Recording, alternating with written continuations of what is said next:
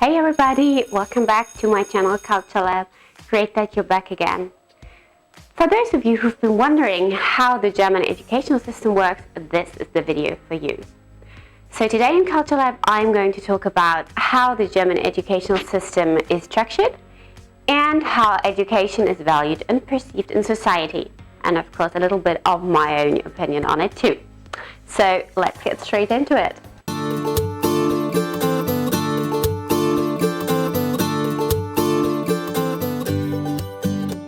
I've brought you a little graphic for you to be able to follow along better and understand how the system is structured. So let's start from the bottom. First, we have primary school, which children have to attend from the age of 6 or 7 onwards, depending on their maturity and the choice of the parents. It lasts for 4 years. After primary school, it gets determined which secondary school the child is going to attend. And there are different choices, as you can see in these pillars here. Before we come to that, let me just add that school is mandatory in Germany, which means you have to attend school till you come of age, which is the age of 18 here. So after primary school, it gets determined which secondary school the child is going to attend. So for this, the school issues a suggestion. It used to be binding, but it is no longer, as now in most of the German states the parents have the final say. So if the child turns out to be more practically oriented and the marks are below a certain average, it is most likely to go to Hauptschule, which is the first pillar. This school lasts for 9 years, and after graduation people can do apprenticeship, mostly artisanal ones in this case, or they switch to another school if their average is good enough and they want to do further training. That leads us to the second pillar here, which is Realschule. Children attend Realschule for 10 years after primary school.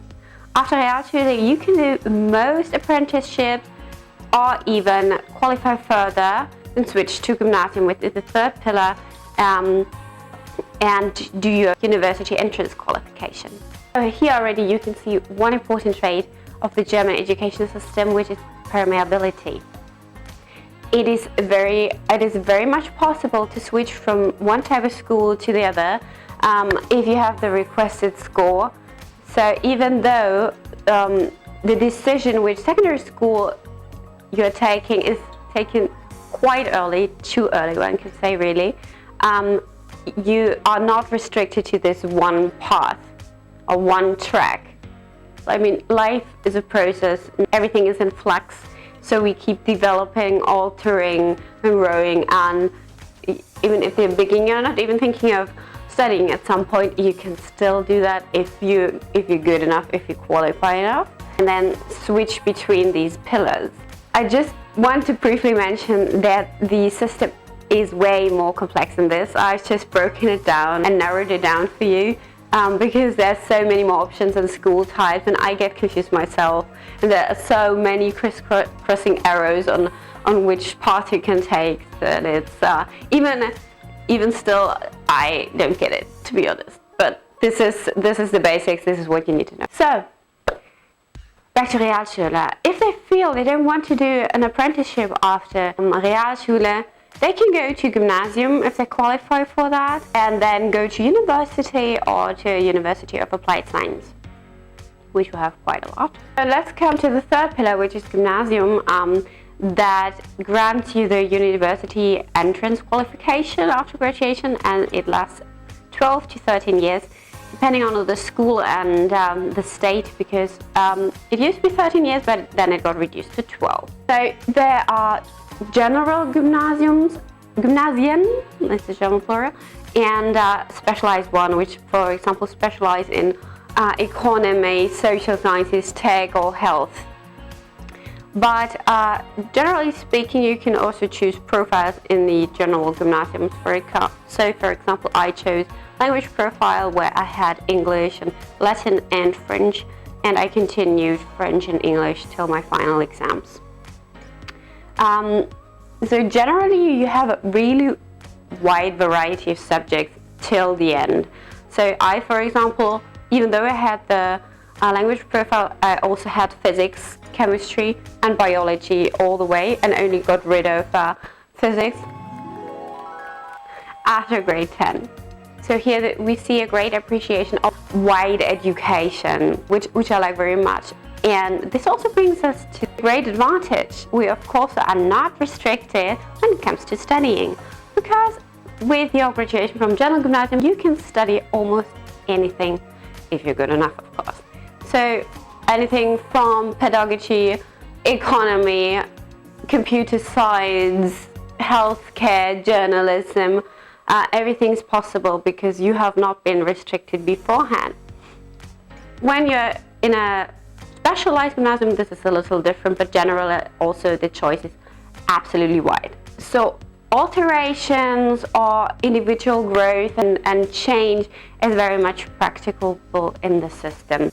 After that, you can also attend a private or a public university, while public universities are preferred because they're free of charge almost and guarantee a very high quality of education.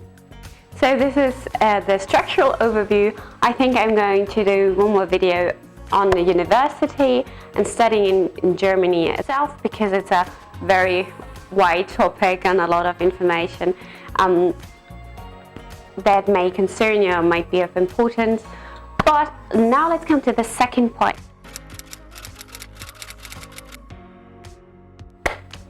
So, a good thing in German society, I would say, is that bringing home bad marks is not that much of a big thing, because parents know they also had bad marks every now and then, and so they will just send their children to extra tuition or something alike, or just forget about it.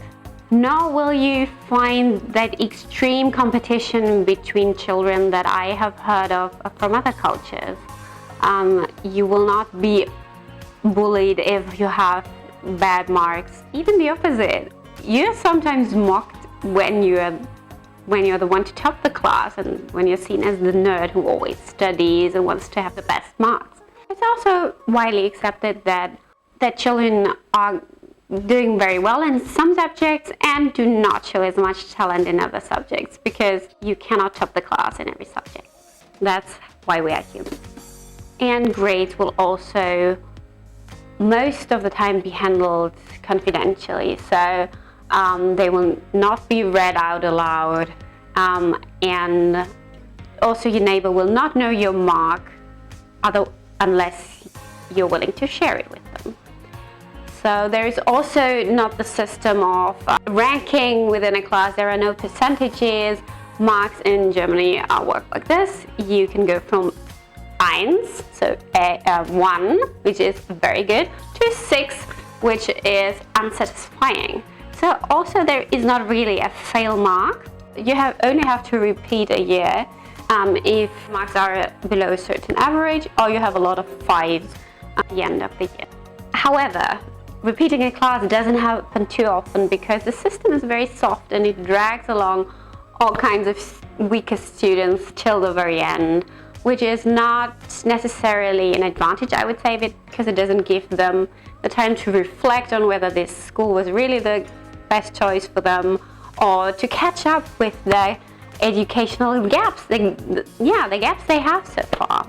But another good point, or another good side of the education system, or of how education is perceived in society, is that all kinds of subjects are valued, not only sciences and math. So it's also great if you have a very good 1 in biology or in politics, for example.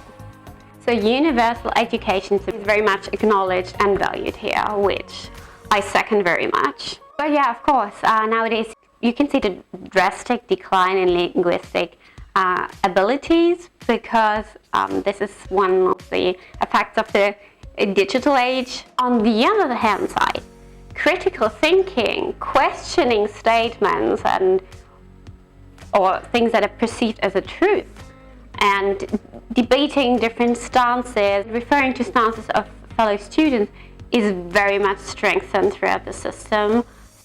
Fostering critical thinking is kind of a legacy of our dark past, and also of where also German didactics and pedagogy has really done great work, because children need to be able to deconstruct and reflect on things that they are confronted with on a daily basis, be it the news or be it posts on social media that they spend so much time on.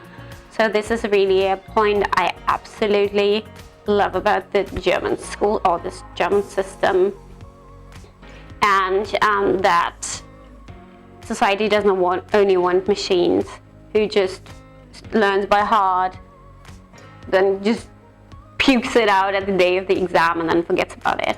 We really need thinking, open minds, critical minds. Also, pupils from the first years of secondary school onwards have to give regular presentations.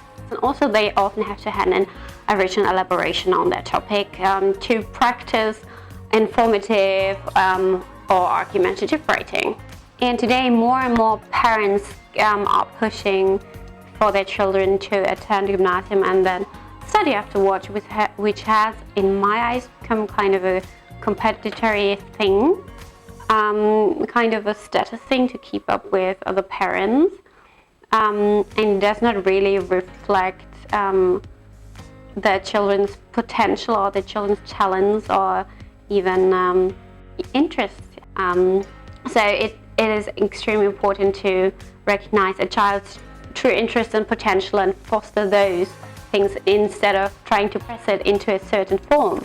So in my opinion, apprenticeship and vocational training should be or should get more recognition, should be more valued, and this would also guarantee a more equal distribution of the children throughout all school types, depending on their interests and talents and what they want to go for. But there's always the option of change, the option of switching schools, of reorienting, of developing and growing. So shout out to all the parents for whom the child is not just somebody who needs to live up to their own expectations or maybe live a life they never had,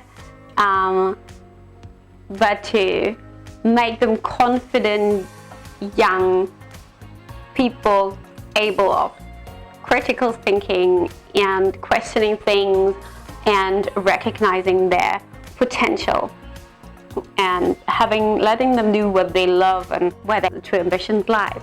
So now it's your turn, guys. Comment down below criticism or praise for the German system. Let us know how that works in your country so that we can all learn and broaden our horizon. And if you like this video, make sure to give it a big thumbs up, subscribe to my channel, and also click this little notification bell to always be up to date. So never stop learning and growing and doing what you like, and never let anybody tell you otherwise. So I hope to see you again in one of my next videos. Bye, and stay safe, guys.